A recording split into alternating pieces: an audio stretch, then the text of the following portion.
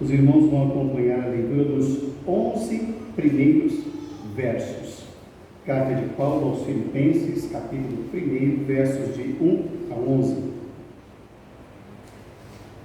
Assentados reverentemente, os irmãos vão acompanhar a leitura das Escrituras. E assim nos diz a palavra do Senhor. Paulo e Timóteo, servos de Cristo Jesus, a todos os santos em Filipos, em Cristo Jesus, inclusive bispos e diáconos que vivem em Filipos, graça e paz a vós outros da parte de Deus, nosso Pai, e do Senhor Jesus Cristo. Dou graças ao meu Deus por tudo o que recordo de vós, fazendo sempre com alegria súplicas por todos vós, em todas as minhas orações, pela vossa cooperação no Evangelho desde o primeiro dia até agora. Estou plenamente certo de que aquele que começou boa obra em vós, há de completá-la até ao dia de Cristo Jesus. Aliás, é justo que eu assim pense de todos vós, porque vos trago no coração, seja nas minhas algemas, seja na defesa e confirmação do Evangelho, pois todos sois participantes da graça comigo. Pois minha testemunha é Deus, da saudade que tenho de todos vós, na terna misericórdia de Cristo Jesus. E também faço esta oração, que o vosso amor aumente mais e mais em pleno conhecimento e toda a percepção, para aprovardes as coisas excelentes e serdes sinceros e inculpáveis para o dia de Cristo, cheios do fruto de justiça, o qual é mediante Jesus Cristo, para a glória e louvor de Deus. Amém. Nós hoje, irmãos, estamos iniciando uma série de mensagens sobre a carta de Paulo aos Filipenses. Hoje é a nossa primeira mensagem e assim faremos a cada domingo até ao final dessa epístola. A igreja de Filipos, irmãos, era uma igreja muito boa, interessante, né? A cidade chamada de Filipos. O nome da cidade é em homenagem ao pai de Alexandre o Grande, Filipe II. Então, como ele era antes de Alexandre o Grande, então ele estabelece o nome dessa cidade com o seu próprio nome. Uma cidade muito importante, uma província muito importante, e era também uma província, irmãos, que ficava recebendo os grandes soldados de Roma, inclusive os seus oficiais, quando eles se aposentavam. Então, a cidade de Filipos era como se fosse uma colônia de férias dos aposentados do Império Romano. Então, era uma cidade muito segura, muito próspera, e ali tinha um povo que conheceu o Evangelho de Jesus Cristo. O trabalho ali começou, irmãos, está narrado em Atos capítulo 16. Atos capítulo 16 é a certidão de nascimento da igreja de Filipos. E Timóteo também teve o privilégio de estar com Paulo lá na organização do trabalho de Filipos. Portanto, quando Paulo escreve essa carta, Timóteo também está junto. Por isso que no capítulo 1, verso 1, Paulo diz: Paulo e Timóteo, ambos estão escrevendo essa carta, porque ambos têm uma grande relação com os crentes de Filipos. Bom, essa carta ela é escrita por volta do ano 61 depois de Cristo, alguns anos antes do martírio do apóstolo Paulo. Não se sabe muito bem ao certo quando se deu esse martírio. Os estudiosos se dividem entre algumas datas. Uns dizem que isso ocorreu no ano 64 e outros dizem que isso teria ocorrido até o ano 68. Não há muito assim uma ideia concisa, mas essa palavra, irmãos, essa carta foi escrita num momento muito difícil da vida do apóstolo Paulo. Ele estava preso. Não se sabe também ao certo em que local se deu essa sua prisão. Alguma parte dos estudiosos afirma que essa carta foi escrita quando ele estava preso em Roma. Já uma outra parte dos estudiosos sugere que ele estaria preso na cidade de Cesareia. Independentemente do local, que não é tão importante, o mais importante é que há uma afirmação do próprio autor, apóstolo Paulo, quando ele diz que ele está em algemas, ele está preso, ele está privado de liberdade, ele está privado também da sua autonomia, ele já perdeu o seu privilégio de entrar e sair, de ir e vir e de depender de si mesmo. Isso ele já não tem mais. Então, dentro desse ambiente, dentro desse contexto, irmãos, era de se esperar uma carta de desabafo, era de se esperar uma carta repleta de revolta, como algo mais ou menos assim: meu Deus, de que adiantou eu ser tão fiel? Estou aqui longe dos meus queridos, estou aqui longe das igrejas, estou aqui privado da minha autonomia, da minha liberdade. De que adianta ser fiel? O que eu fiz para merecer isso? No entanto, não se ouve essa voz no decorrer de toda a sua carta. Sabe qual é a tônica do apóstolo Paulo nessa carta? Alegrem-se. Alegrem-se. Essa é a principal palavra ou expressão do apóstolo em toda essa carta. Aliás, essa expressão aparece 16 vezes nesse texto. Na noite de hoje, irmãos, tendo por base esse início, nessa nossa introdução da mensagem do Senhor, nessa carta de Paulo aos Filipenses, nós queremos, irmãos, fazer uma breve reflexão sobre o tema: precisamos nos lembrar de que não somos ou não fomos esquecidos. Precisamos nos lembrar de que não fomos esquecidos. A primeira lição que nós aprendemos aqui, irmãos, é que nós devemos sempre nos lembrar que sempre tem alguém orando por nós. Volte o seu olhar, irmãos, para o que está escrito no verso de número 3. Dou graças ao meu Deus por tudo o que me recordo de cada um de vós. Observe bem como a gente começa a observar, irmãos, que ele tem gratas lembranças da igreja de Corinto. Agora, volte o seu olhar para o verso 9. Faço esta oração, que o vosso amor aumente mais e mais. É notável aqui, irmãos, o carinho que ambos nutrem um pelo outro. Os filipenses pelo apóstolo Paulo e o apóstolo Paulo pelos filipenses. Isso fica muito claro. Em nenhum outro dos seus escritos, Paulo declara tanto carinho e tanto amor para uma igreja, como ele escreve aos filipenses. Ele ama a todos, mas para a igreja de Filipos, irmãos, havia uma necessidade de dizer assim: eu estou orando por vocês.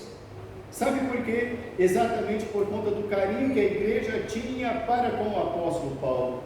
E poderia haver uma grande preocupação ali da igreja pelo sofrimento do apóstolo. Por isso que ele não murmura, por isso ele não reclama, por amor à igreja, por amor aos cristãos. E ele está dizendo: eu me lembro de vocês da melhor maneira. O que eu sinto por vocês é puro. Tudo aquilo que me vem à mente da parte de vocês, quando eu me lembro de vocês, é maravilhoso, é muito bom. E Paulo diz: eu não me esqueço de vocês. Paulo está escrevendo essa carta para dizer: eu preciso dizer, vocês precisam estar lembrados de que vocês não foram esquecidos. Vezes sem conta, irmãos, a nossa preocupação para com o outro, vezes sem conta a nossa preocupação para com quem nós amamos, rouba de nós a paz. E nós passamos a nos entristecer pela situação do outro. E Paulo está dizendo: eu estou alegre,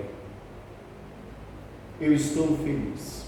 Com isso nós aprendemos, irmãos, que por mais que estejamos enfrentando situações que não são as melhores, por mais que estejamos enfrentando ventos que não sejam os mais favoráveis, por mais que aquele momento seja um momento aparentemente de grande tristeza, nós devemos saber que da nossa boca não deve sair murmuração, para que não preocupemos os irmãos amados.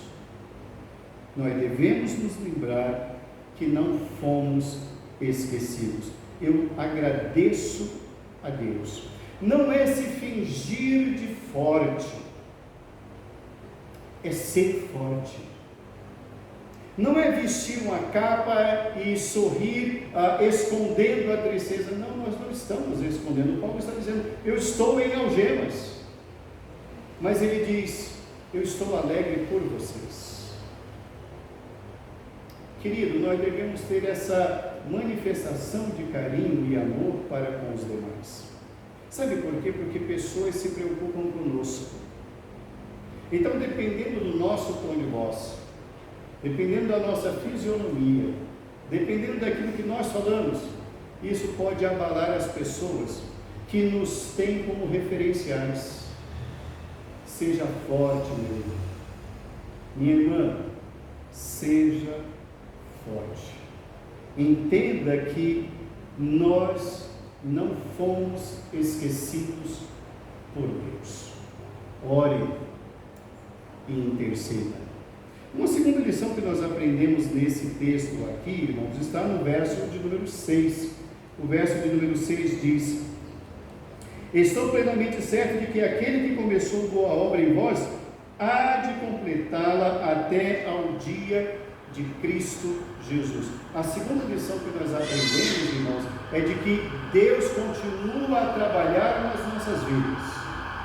Não nos esqueçamos do tema da mensagem. Precisamos nos lembrar de que não fomos esquecidos. Deus não nos esqueceu. Se por um lado Paulo não se esqueceu dos filipenses, orando por eles, Paulo também está dizendo, olha, muito mais do que eu, existe alguém que está trabalhando na vida de vocês. É o próprio Deus.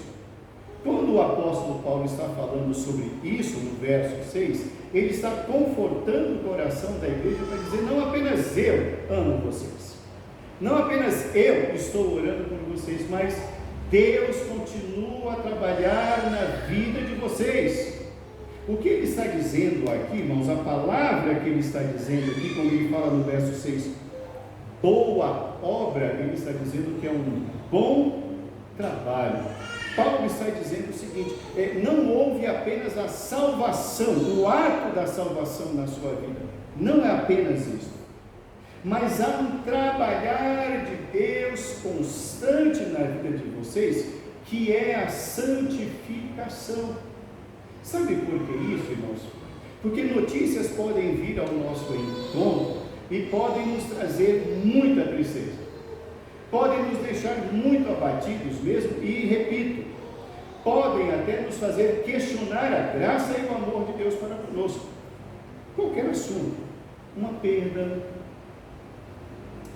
uma depressão, uma enfermidade, um amigo que se esqueceu de nós, alguém que nunca mais voltaremos a encontrar, uma grande saudade, a perda de um trabalho, um novo desafio, enfim, qualquer situação pode fazer com que nós nos levantemos contra Deus. E Paulo está dizendo, não, o Senhor continua trabalhando, Ele começou e não abandonou essa obra. É a obra da santificação. O início, irmãos, é a salvação. Na salvação, irmãos, Deus nos tira do mundo. Na santificação, Ele tira o mundo de nós. Ele vai colocando em nós amor pela sua palavra, obediência. Ele vai trabalhando, irmãos, as nossas emoções. Ele vai colocando em nós circunstâncias que nos levam ao exercício, por exemplo, do domínio próprio. E como é difícil ter domínio próprio. É fácil quando tudo está bem, mas quando as adversidades se alteiam, É difícil controlar a língua. É difícil controlar, irmãos, como alguns dizem, reverendo, a língua eu domino, mas a cara eu não domino. Fica explícito que a pessoa não gostou pela cara que a pessoa faz. Isso é um trabalhar de Deus. Certas vezes, irmãos, acontece conosco que ocorrem conosco circunstâncias muito semelhantes, muito parecidas. Aí a gente fala assim, mas de novo isso? Mas eu acabei de passar por uma situação dessa, de novo isso? Aí você passa e vem outra semelhante, e você fala, de novo? Mas quando que isso vai acabar? Sabe o que é isso? É Deus trabalhando. Sabe quando você faz ou fazia uma prova lá na faculdade, nos bancos escolares, e você não ia muito bem, você raspava ou passava raspando, aí o professor dizia, vou dar outra prova para esse camarada? É isso que Deus faz conosco.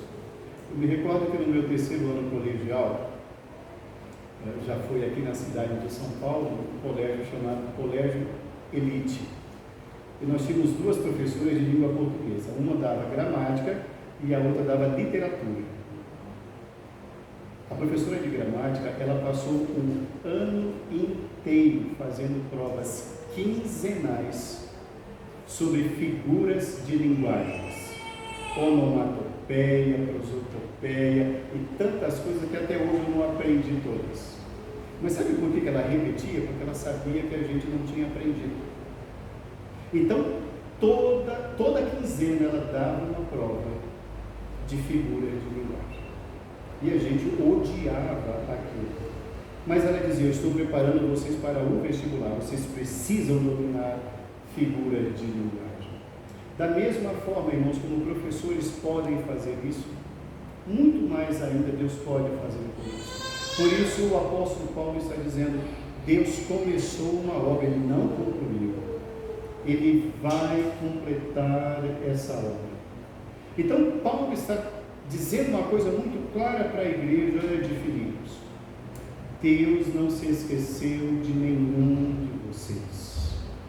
Deus conhece a dor de cada um. Deus conhece o limite de cada um. Deus conhece aquilo que cada um precisa ser trabalhado. Deus não se esqueceu de nenhum de nós. A terceira lição, e com ela nós queremos concluir a nossa reflexão na noite de hoje, irmãos, nós devemos nos lembrar de que não fomos esquecidos, porque nós temos muito mais para crescer espiritualmente falando. Temos muito mais para crescer espiritualmente falando.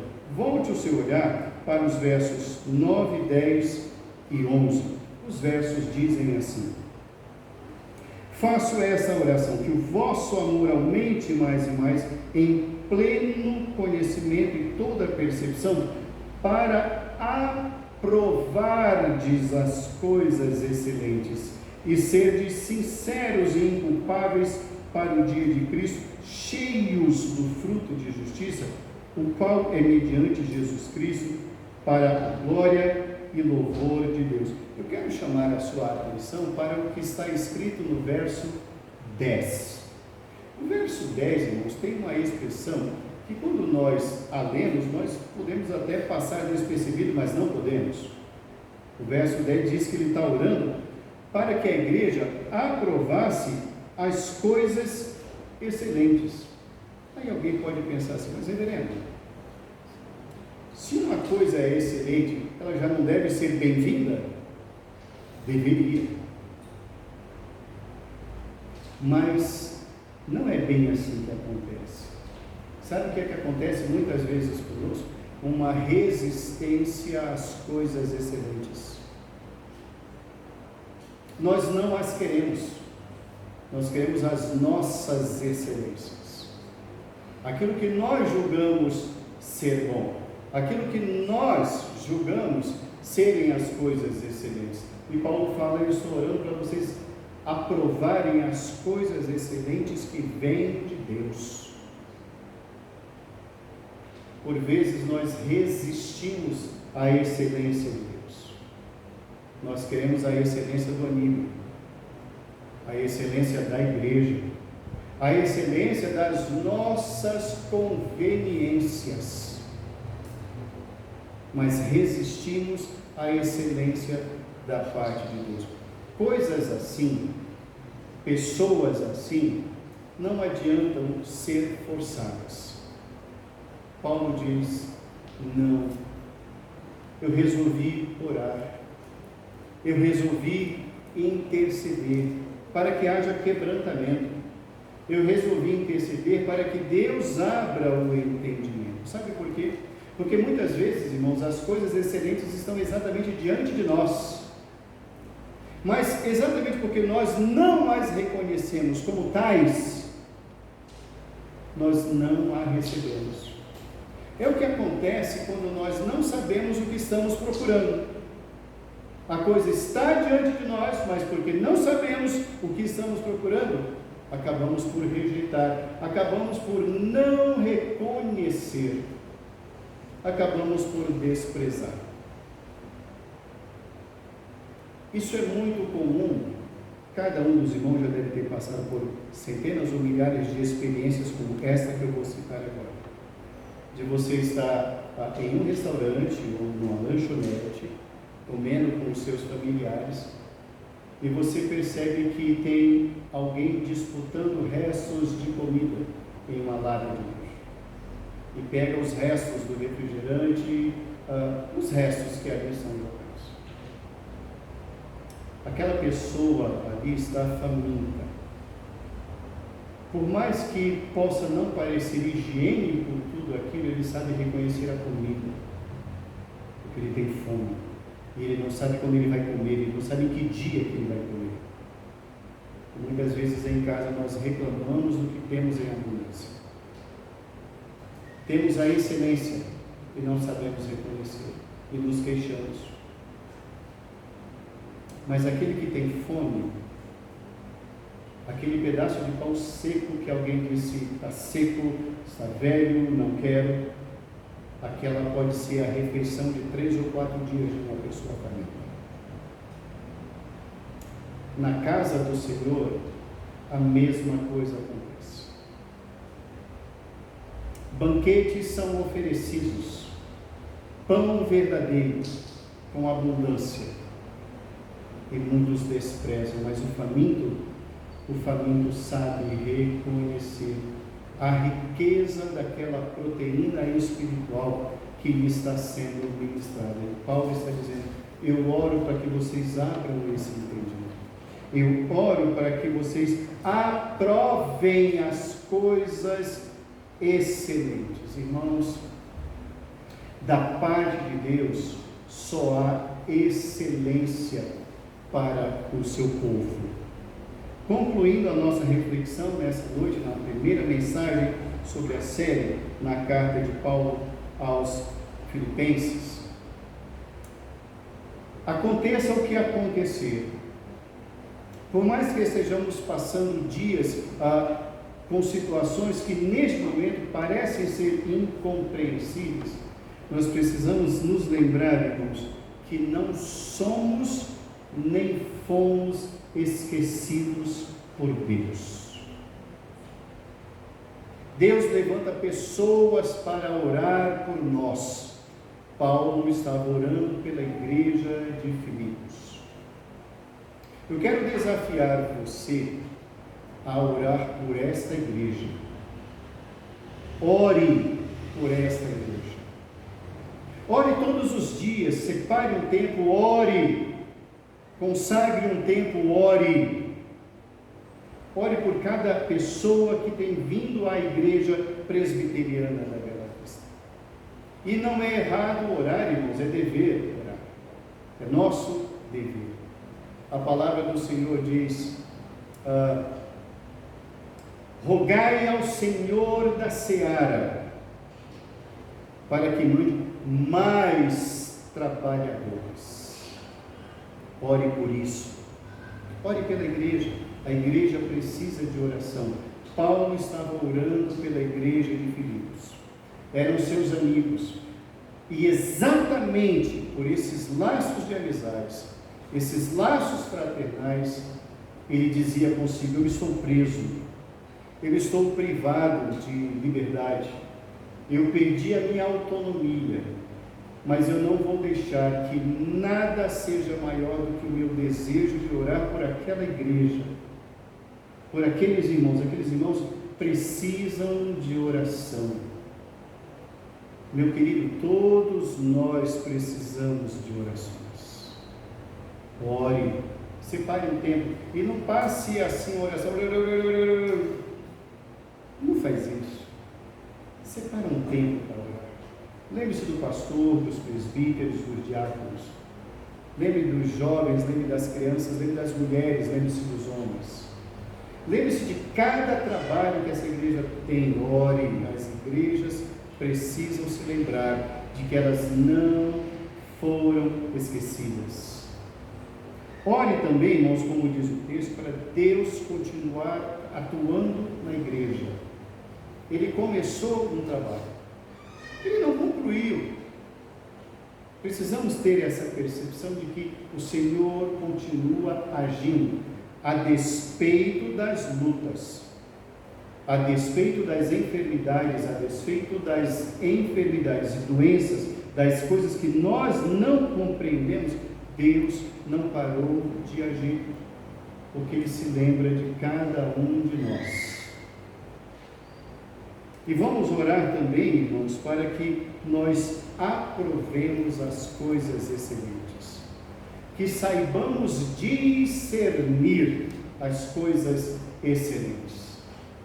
A amizade, irmãos, entre o apóstolo Paulo e a igreja de Filipos passou anos, atravessou tempestades as mais complicadas, mas nada abalou a amizade de ambos, porque eles entendiam que Deus continuava se lembrando tanto de Paulo na dor da prisão, quanto da liberdade daqueles irmãos que ali estavam.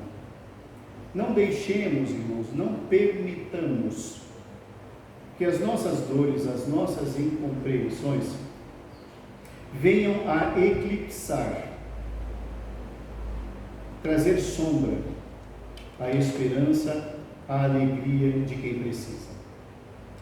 Precisamos nos lembrar de que não fomos esquecidos. Você não está esquecido da parte de Deus.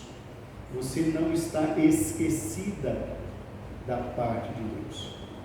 Ore por você. Ore pelo seu cônjuge, ore pela sua família, ore pelos seus filhos, ore pela igreja. Que Deus nos abençoe e nos guarde em nome de Jesus. Amém.